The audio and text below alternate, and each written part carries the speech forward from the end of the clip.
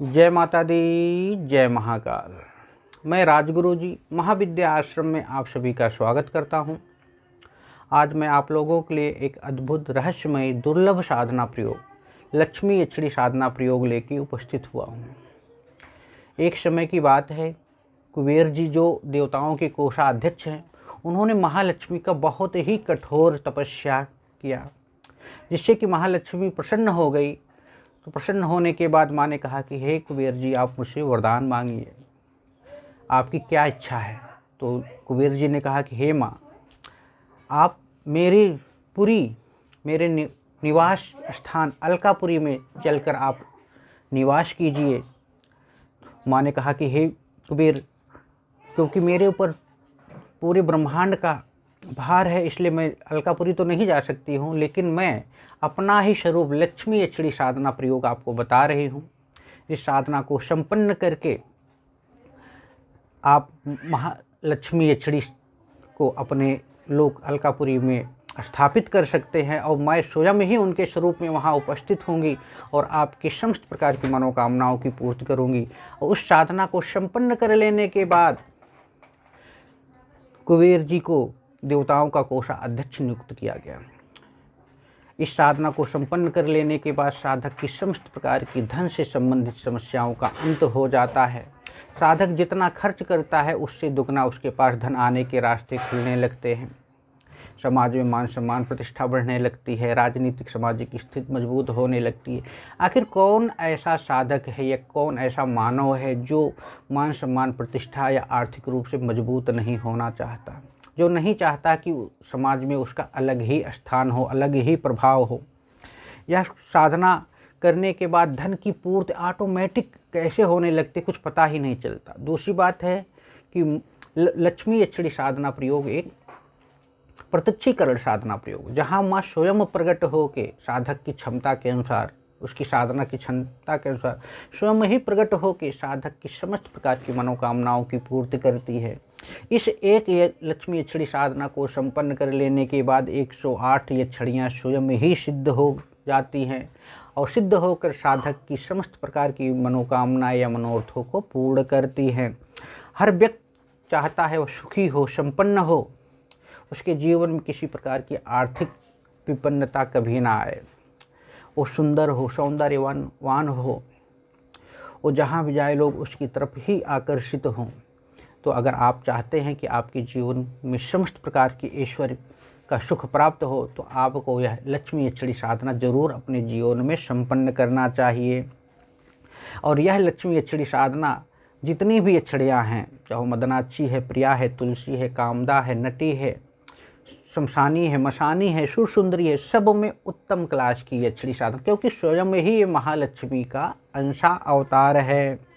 इस यक्षिणी की साधना करने के बाद जीवन में किसी प्रकार की न्यूनता नहीं होती है।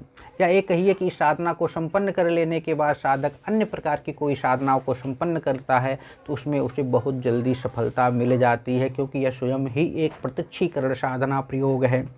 हालांकि यह साधना बहुत ही जटिल है, दुर्लभ है। हमने बहुत सी किताबों में इसका रिसर्च किया, फिर जाके मुझे अपने गुरुजी के माध्यम से इस साधना को मिला। हमारे एक शिष्य थे, बड़े संपन्न थे, लेकिन धीरे धीरे ऑटोमेटिक उनके यहाँ धन आने के रास्ते क्लोज होने लगे। दुश्मन विरोधी उनके घर का कारोबार का बंधन कर दिया था।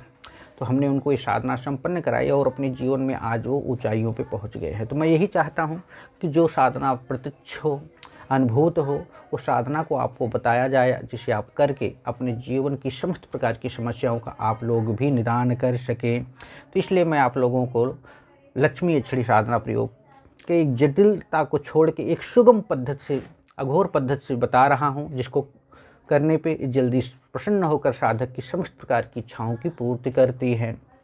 सबसे पहले आप एक लकड़ी की चौकी पे पीला वस्त्र बिछाइए। पीला आसन आपका होना चाहिए और आपका जो वस्त्र होगा वो भी पीला होगा। इसमें लाल कनेर से पूजन किया जाता है।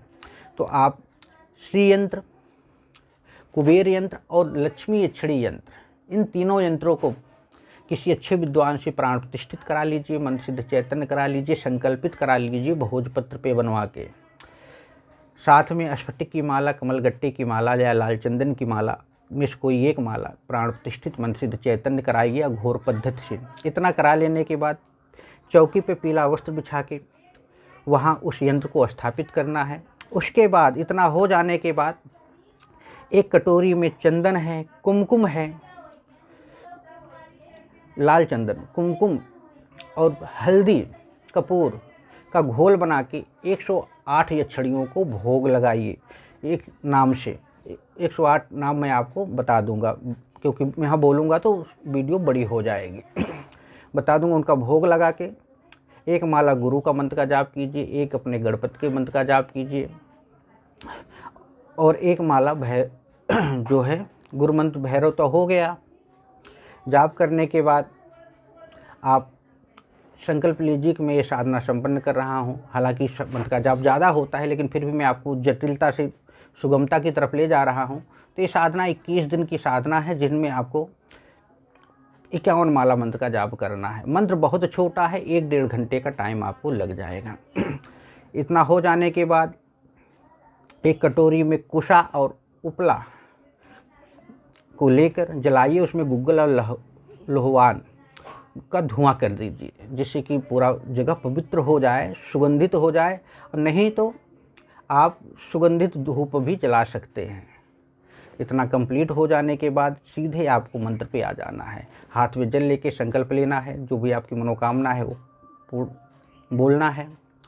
अपने कुलदेवता कुलदेवी का आवाहन करना है, अपने भैरव का आवाहन पितरों का आवाहन करना है, ग्राम देवता का आवाहन करना है, शहर देवता का आवाहन करना है, क्षेत्रपाल का आवाहन करना है। इतना हो जाने के बाद तो आप डायरेक्टली मंत्र पे आ जाइए। मंत्र बहुत छोटा है। इस साधना को किसी भी सोमवार से या शुभ मुहूर्त से या किसी भी अष्टमी या पूर्णिमा से आप एकादशी से चालू कर सकते हैं। ओम लक्ष्मी वम श्रीं कमल धारणी हंसा स्वाहा। ओम लक्ष्मी वम श्रीं कमल धारणी सह स्वाहा। इस मैं मंत्र डिस्क्रिप्शन में दे दूंगा, वहाँ पे जाके आप देख सकते हैं। इस मंत्र का 51 माला 21 दिन मंत्र का जाप करना है। अंत में पूजन जो होगा वो कनेर जो होता है ना, लाल कनेर के फूलों से होगा तो ज़्यादा उत्तम होगा। प्रतिदिन पूजन करना है आपको।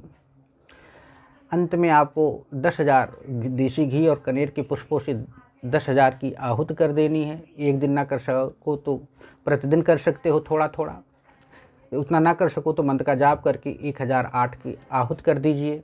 इतना हो जाने के बाद आपको 21वें दिन साधना का अनुभव तो बीच बीच में होता रहेगा, लेकिन आप देखोगे कि प्रत्यक्ष होकर माँ आपको स्वयं वरदान मांगने के लिए कहेंगी या आपकी इच्छाओं की पूर्ति करने के लिए कहेंगी। जो भी आपको कहें माँ से प्रार्थना कीजिए, अपनी मनोकामना को उनके सामने रखिए। बस इतना ही करना है।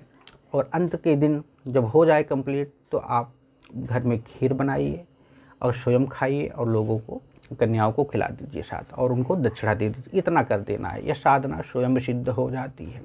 इस साधना को संपन्न कर लेने के बाद साधक स्वयं ऐश्वर्यवान हो जाता है, कुबेर की तरह संपन्न हो जाता है। यह एक अनुभूत साधना प्रयोग है, जिसको करके आप स्वयं अपने आप को आर्थिक रूप से संपन्न बना सकते हैं, दूसरे को बता के उसको भी बनवा सकते हैं। और प्रत्यक्षीकरण साधना है ही। तो इसी तरह आप लोग हमारे महाविद्या आश्रम चैनल को लाइक करें, शेयर करें, सब्सक्राइब करें। कोई दिक्कत परेशानी हो तो हमसे भी संपर्क करें या अपने आसपास किसी योग्य गुरु से भी संपर्क कर सकते हैं। जय माता दी, जय महाकाल।